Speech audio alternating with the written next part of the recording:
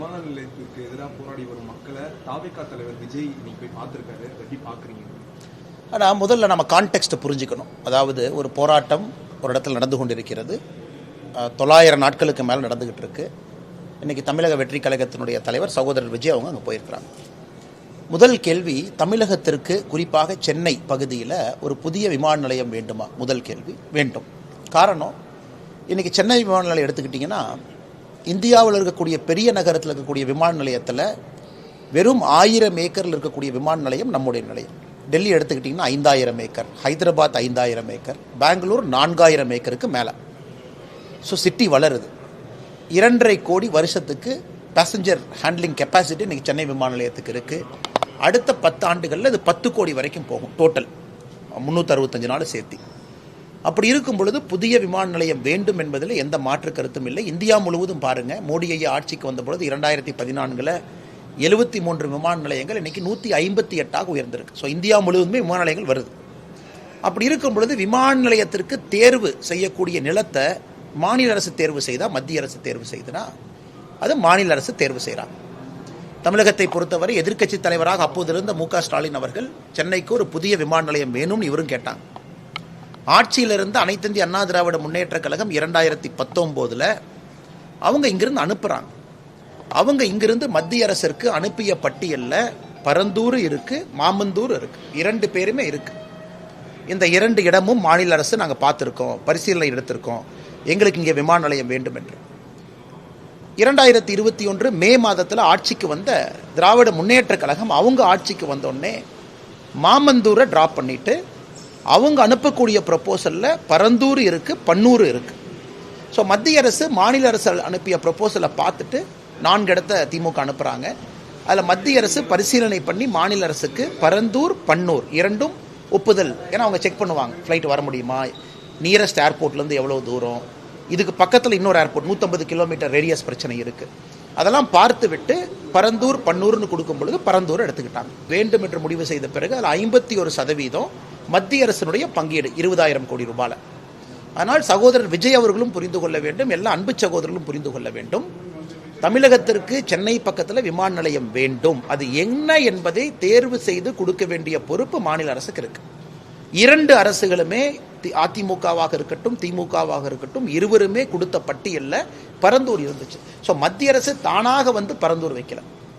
இன்னைக்கு இதை சரியாக கையாண்டிருக்கலாமா? ஆமாம், சரியாக கையாண்டிருக்கலாம். மாநில அரசு மக்கள்கிட்ட போய் பேசியிருக்கணும், அதிக இழப்பீடு கொடுக்குறேன்னு முதல்லயே சொல்லியிருக்கணும். அங்கே குறிப்பாக பறவைகள் வருவதற்கான சரணாலயம் அங்கே இருக்குது, வெட்லேண்ட்ஸ் ஏரியா இருக்குது, அதையெல்லாம் மக்கள்கிட்ட பேசியிருக்கணும், விவசாய நிலங்கள் இருக்குது. இதையெல்லாம் பேசிவிட்டு மக்களுடைய ஒப்புதலோடு அவங்க செஞ்சுருக்கணும். அதை அவங்க செய்யவில்லை. இதை நாங்கள் முதலிருந்தே பாரதிய ஜனதா கட்சி நாங்களும் குற்றச்சாட்டி கொண்டிருக்கின்றோம். மாநில அரசு இன்னுமே ஃபீல்டுக்கு போய் மக்களை சந்தித்து, இல்லை நான் இழப்பீடு அதிகமாக வாங்குகிறோம், இல்லை உங்களுக்கு காம்பன்சேஷன் லேண்டு நம்ம கொடுக்குற மாதிரி இருந்தால் எங்கே கொடுக்குறோம், எதுவுமே பேசலை. ஆனால் இன்னைக்கு விஜய் அவர்கள் அங்கே போய் இது பிரச்சனைனா சரி, ஓகே, ஒரு பொறுப்பான அரசியல்வாதியாக அவர் இருக்க வேண்டும் என்று நினைத்தால் அடுத்து எந்த இடத்த ஒரு பரிந்துரை பண்ணுறாரு? விமான நிலையமே வேண்டான்னு சொல்கிறாரா, இல்லை சென்னை பக்கத்தில் விமான நிலையம் வேண்டும் என்றால் 3000, 4000, 5000 ஏக்கர் வேணும், எந்த இடத்துல ப்ரப்போசல் கொடுக்குறாங்க? ஏன்னா இந்த தீர்வையும் கொடுக்கணும். டங்ஸ்டனை பொறுத்த வரைக்கும் இது வித்தியாசமான ஒரு பிரச்சனை. டங்ஸ்டனை பொறுத்த வரைக்கும் இது நம்ம ஏற்கனவே பேசியிருக்கோம். மத்திய அரசு மாநில அரசு கையில் இருந்தது. 2023 மத்திய அரசு இந்த ஸ்ட்ராட்டஜிக் மினரல்ஸ்க்கு ஆக்ஷன் விடுறாங்க. அது அரிட்டாப்பட்டி பகுதியில் அது இருக்குது. நாம் போய் இதை விட முக்கியம் இன்னைக்கு இல்லை, டங்ஸ்டன் வேறு இடத்துலையும் கிடைக்குது. ஜார்க்கண்ட்லேருந்து எடுக்கிறீங்க, கர்நாடகாலேருந்து எடுக்கிறீங்க, ஆனால் தயவு செய்து இந்த எங்களுக்கு வேண்டாம் அப்படின்னு அரிட்டாப்பட்டியை பற்றி நம்ம சொல்கிறோம். இன்ஃபேக்ட் நாளை மறுநாள் நாங்கள் மறுபடியும் அமைச்சர் கிஷன் ரெட்டி அவர்களை சந்தித்து இதற்கு நிரந்தர தீர்வு நாளை மறுநாள் கொடுக்க இருக்கின்றோம். ஸோ அதனால் அந்த பிரச்சனை வேறு, இந்த பிரச்சனை வேறு. விமான நிலையம் வேண்டும், வேண்டும், எங்கே வேண்டும் நீங்கள் சொல்லுங்கள். டங்ஸ்டனை பொறுத்த வரைக்கும் இந்தியாவில் வேறு இடத்துலையும் கிடைக்குது. அதனால் சென்னையில் வந்து இந்தியாவில் இருக்கக்கூடிய பெரும் நகரத்தில் வெறும் 1000 ஏக்கரை வைத்துக்கொண்டு ஒரு விமான நிலையத்தை எப்படி நடத்த முடியுங்க? இந்தியா முழுவதும் இன்னைக்கு 158 டபுள் ஏர்போர்ட்ஸ் டபுள் ஆயிடுச்சு. அதனால் ஆக்கப்பூர்வமாக பிரச்சனையை கையாண்டு அதற்கு தீர்வு கொடுக்குறவங்க தான் நல்ல அரசியல்வாதிகளாக வருவாங்க. அதனால் மாநில அரசு இந்த பிரச்சனையை சரியாக கையாண்டிருக்கணும், செய்யலை. இன்னைக்கு விஜய் அவர்கள் எரிகிற நெருப்பில் எண்ணெய் ஊற்ற போகிறாரா, இல்லை எரிகிற நெருப்பை அணைத்து விட்டு அதற்கான தீர்வை கொடுக்க போகிறாரா அப்படிங்கிறது தான் முக்கியம். இதற்கு முன்பு தமிழக அரசில் எரிகிற நெருப்பில் நானும் எண்ணெய் ஊற்றிட்டு போகிறேன், போகிற போக்கில் எண்ணெய் ஊற்றினா அது பெருசாக தான் வரும். அதனால் இதற்கு எல்லா பக்குவமாக செயல்பட்டு மக்களுக்கும் பிரச்சனை இல்லாமல் பரந்தூரில் இருக்கக்கூடிய எல்லா அன்பு சகோதர சகோதரிகள் யார் ஆர்ப்பாட்ட போராட்டத்தில் இருக்கின்றார்களோ அவர்களுக்கும் நல்லது பண்ணி நாட்டினுடைய வளர்ச்சி, தமிழகத்தினுடைய வளர்ச்சிக்கும் நல்லது பண்றதுக்கு இந்த அரசியல் கட்சிகள் முயற்சிக்க வேண்டும். டங்ஸ்டன் விவகாரத்துல அரசு, தமிழக அரசு எதிர்ப்பு தெரிவிச்ச மாதிரி இந்த இதுலயும் எதிர்ப்பு தெரிவிச்சிருக்கணும். அப்படி இருக்கும்போது இதுல ஏதோ ஒரு லாபம் இருக்குன்ற மாதிரியும் நான் தான் இதில் எக்ஸ்பிளைன் பண்றேனே. இது பட்டியல் கொடுத்ததே தமிழக அரசு தானே. முதல்ல பரந்தூர், மாமந்தூர் இருந்துச்சு. நீங்க பாருங்க அந்த பேர் லிஸ்ட்ல பரந்தூர், திருப்போரூர், பன்னூர், மாமந்தூர், இந்த எல்லா பேருமே இருந்துச்சு. இது அதிமுக அரசு கொடுத்த பட்டியல்லையும் பரந்தூர் இருந்துச்சு. அதுக்கப்புறம் திமுக 2021 ஆட்சிக்கு வந்த பிறகு அவங்க அந்த மாமந்தூருங்கிற இடத்த எடுத்துட்டு அவங்க கொடுத்த பட்டியல்லையும் பரந்தூர் இருந்துச்சு. அதனால நீங்க மத்திய அரசுல இருக்கும் பொழுது நீங்க என்ன செய்ய முடியுங்கன்னா, விமான நிலையத்தை நாங்க கொடுக்குறோம் 51% ஸ்டேக், அப்படின்னா 10,000 கோடி ரூபாய் மத்திய அரசு கொடுக்குறாங்க 20,000 கோடி ரூபாய் ப்ராஜெக்ட்ல. நாங்க அது கொடுக்க தயாரா இருக்கோம். லேண்டை நீங்க செலக்ட் பண்ணி கொடுங்க. ஸோ மோடி ஐயாவை பொறுத்தவரை வளர்ச்சியின் பக்கம் நாங்க நிக்கிறோம். சரி, பரந்தூரை செலக்ட் பண்ணிட்டீங்களா, சரி அந்த மக்கள்கிட்ட போய் பேசுனீங்களா, மக்களுக்கு நாங்கள் காம்பன்சேஷன் கொடுக்குறோன்னு சொன்னீங்களா, மக்களை ஒன்றா இந்த ப்ராசஸை திமுக சரியா பண்ணிருக்கோம் தான் நம்ம சொல்றோம். அதனால் நீங்க மத்திய அரசின் மீது இங்கே வீண் பழி சுமத்துவது எப்படி நியாயம் நான் கேட்கிறேன்.